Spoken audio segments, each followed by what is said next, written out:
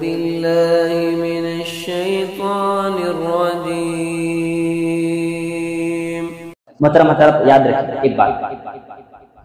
یہ جو چاروں ائمہ ہیں، امام ابو حنیفہ رحمہ اللہ، امام شافعی رحمہ اللہ، امام مالک رحمہ اللہ، امام احمد بن حنبل رحمہ اللہ، یہ چاروں کے چاروں بھی اہل الحدیث ہیں۔ اگر میں آپ سے مخاطب ہو رہا ہوں احناف کے نزدیک ایسا ہے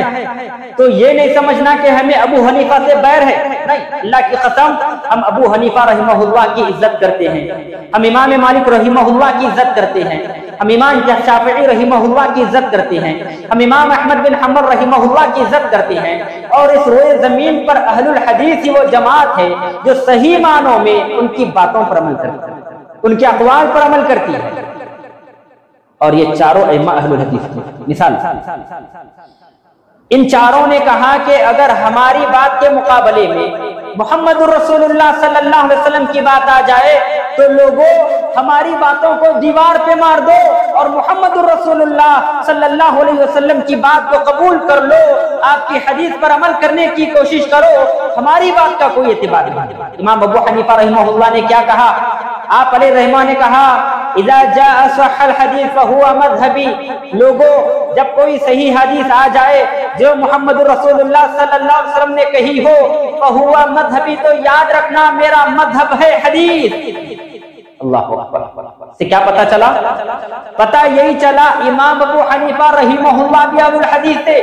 اسی لیے وہ اپنے ماننے والوں کو کہہ رہے ہیں میری بات کے مقابلے میں محمد رسول اللہ صلی اللہ علیہ وسلم کی حدیث آ جائے تو لوگوں میری بات کا کوئی اعتبار نہ کرنا، میری بات کو دیوار پہ مار دینا اور محمد رسول اللہ صلی اللہ علیہ وسلم کی حدیث کو اختیار کرنا، اس لیے کہ آپ صلی اللہ علیہ وسلم کی جانب سے اگر حدیث آ جائے تو وہ میرے سر آنکھوں۔ آج کیا ہوتا ہے؟ آج عصبیت کی چال چلی جاتی ہے۔ امام ابو حنیفہ رحمہ اللہ نے تو واضح کر دیا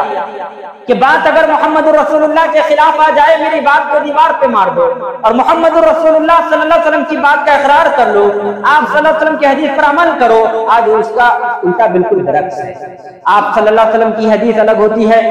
جبکہ امام کا قول یا فقہ حنفی کی بات کچھ اور ہے۔ اسی طرح امام مالک رحمہ اللہ نے بھی یہی بات کی، لوگوں اللہ کے نبی صلی اللہ علیہ وسلم کی خبر کے پاس اشارہ کر کے امام مالک رحمہ اللہ نے کہا تھا لوگوں دنیا میں کسی بھی امام کی بات کو قبول کیا بھی جا سکتا ہے، رد بھی کیا جا سکتا ہے سوائے خبر کے، یعنی پیارے نبی محمد رسول اللہ صلی اللہ علیہ وسلم کے۔ یعنی امام مالک رحمہ اللہ پر یہاں پر یہ بتا رہے ہیں بات اگر ہم کہیں ہماری بات کو قبول بھی کیا جا سکتا ہے، رد بھی کیا جا سکتا ہے حدیث کی روشنی میں۔ اگر حدیث کی روشنی میں ہماری بات سچی ہے تو قبول کیا جائے گا، اگر ہماری بات حدیث کے مقابلے میں غلط ہے ہماری بات کو رد کر دیا جائے گا۔ مگر محمد رسول اللہ صلی اللہ علیہ وسلم نے جب بات کہی ہو، آپ کی جو حدیث سامنے آئے اس کو رد نہیں کیا جا سکتا، کیونکہ آپ صلی اللہ علیہ وسلم کی حدیث شریعت ہے۔ اور یہی بات امام احمد بن حنبل رحمہ اللہ نے بھی کہی۔ آپ علیہ الرحمہ نے کہا لا تقلدونی ولا تقلدوا مالکا ولا الشافعیہ ولا الثوریہ ولا الاوزاعیہ، اے لوگوں تم میری تقلید مت کرو۔ امام احمد بن حنبل کون؟ 10 لاکھ سے زائد احادیث ان کو یاد ہے، جن کو اس امت میں امام اہل السنہ والجماعت کا لقب مل چکا ہے، یعنی اہل السنہ والجماعت کے امام۔ 10 لاکھ احادیث یاد ہونے کے بعد بھی لوگوں سے کیا کہہ رہے ہیں؟ لا تقلدونی، لوگوں میری تقلید مت کرو۔ اب ایک سوال پیدا ہوتا ہے یہ چاروں ائمہ اپنی تقلید سے لوگوں کو کیوں روکا؟ آج لوگ کہتے ہیں ہم غیر مقلد ہیں، ہم غیر مقلد اس لیے ہیں کہ چاروں ائمہ نے کہا تقلید مت کرو اس لیے ہم نہیں کرتے، اور خود نبی صلی اللہ علیہ وسلم کی حدیث ہمیں یہ بتاتی ہے جب نبی کی حدیث سامنے آ جائے تو دنیا کے کسی پیر، کسی ولی، کسی مرشد، کسی امام، کسی مجتہد کے قول کا کوئی اعتبار نہیں کیا جائے گا سوائے محمد رسول اللہ صلی اللہ علیہ وسلم کے قول کے، کیونکہ آپ اماموں کے امام ہیں، نہ صرف آپ اماموں کے امام ہیں بلکہ آپ امام الانبیاء ہیں، انبیاء کے امام بھی ہیں، اور آپ ہی ہیں جو شریعت کو نافذ کرنے کے لیے آخری نبی بنا کر اس دنیا میں مبعوث کیے گئے۔ لا تقلدونی، میری تقلید مت کرو، مطلب یہ ہے مجھ سے غلطی سرزد ہو سکتی ہے۔ نہ صرف امام احمد بن حنبل اپنا نام لیا، پھر کہا وَلَا تُقَلِّدُ مَالِكًا، نہ امام مالک کی تقلید کرو، اس لیے کہ امام مالک سے بھی غلطی کا شبہ ہے، غلطی ان سے بھی لاحق ہو سکتی ہے۔ اسی پر اکتفا نہیں کیا بلکہ اس دور کے جو بڑے بڑے اکابر اساتین علم محدثین فقہاء تھے ان کی جانب بھی اشارہ کیا، وَلَا الْأَوْزَاعِيَّ وَلَا الثَّوْرِيَّ، نہ امام اوزاعی کی بات کو مانا جائے نہ امام ثوری کی تقلید کی جائے۔ خُذُوا مِنْ حَيْثُ أَخَذُوا، تم لوگوں علم کو وہاں سے حاصل کرو جہاں سے ان علماء فن، بڑے بڑے اساتین علم اساتین فن نے جہاں سے علم حاصل کیا تم وہاں سے علم حاصل کرو، مگر تقلید نہیں کرو۔ تو اہل الحدیث کا یہ خاصہ ہے، اہل الحدیث کبھی کسی کی تقلید نہیں کرتا۔ ہاں اگر بات چاروں ائمہ کی بات، ان کا فتوی اور ان کا قول حدیث رسول سے اگر ملتا جلتا ہے تو ہم ان قول کی تائید کرتے ہیں، اس پر عمل کرنے کی کوشش کرتے ہیں، اور ولو بالفرض ان کے اقوال اور ان کے فتوے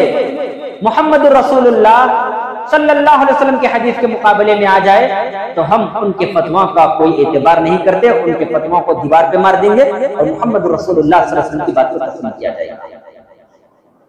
ایک سوال،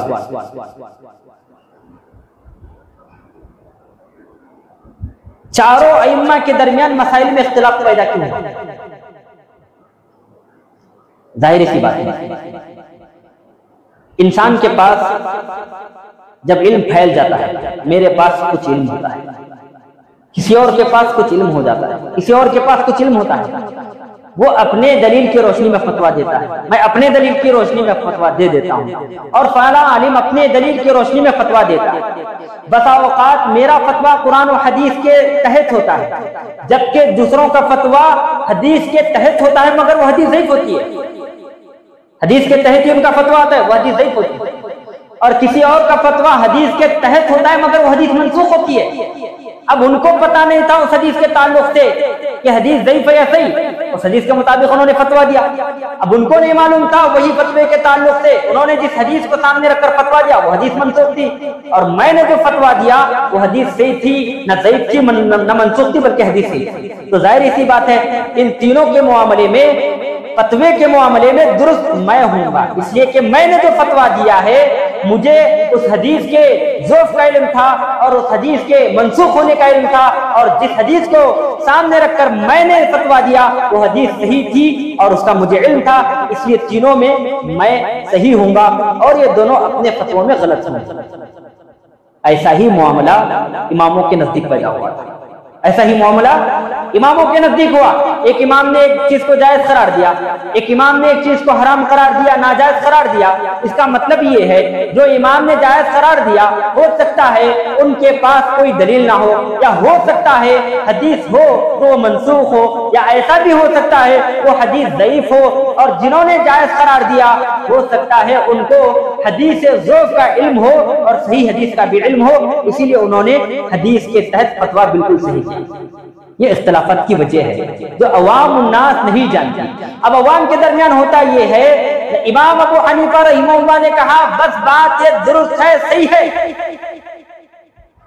جبکہ وہی بات محمد رسول اللہ صلی اللہ علیہ وسلم نے حدیث صحیح مبارکہ سے بتائی، لوگ پھر بھی ماننے کے لیے تیار ہیں۔ یہ سمجھتے ہیں امام ابو حنیفہ نے جو فتویٰ دیا کیا وہ حدیث رسول کے خلاف دیا؟ انہوں نے بھی تو حدیث کو سامنے رکھ کر فتویٰ دیا، یقیناً انہوں نے حدیث کو سامنے رکھ کر فتویٰ دیا مگر وہ حدیث کبھی یا ضعیف ہوتی ہے یا منسوخ ہوتی ہے۔ اس کا مطلب یہ بھی نہیں کہ امام ابو حنیفہ رحمۃ اللہ علیہ فتووں کے معاملے میں ہمیشہ غلط ہوتے ہیں، بلکہ الحمدللہ بہت سارے ایسے فتوے ہیں امام ابو حنیفہ رحمہ اللہ کے جو رسول اللہ صلی اللہ علیہ وسلم کے حدیث کے تحت ملتے ہیں اور ہم ان پر عمل بھی کرتے ہیں۔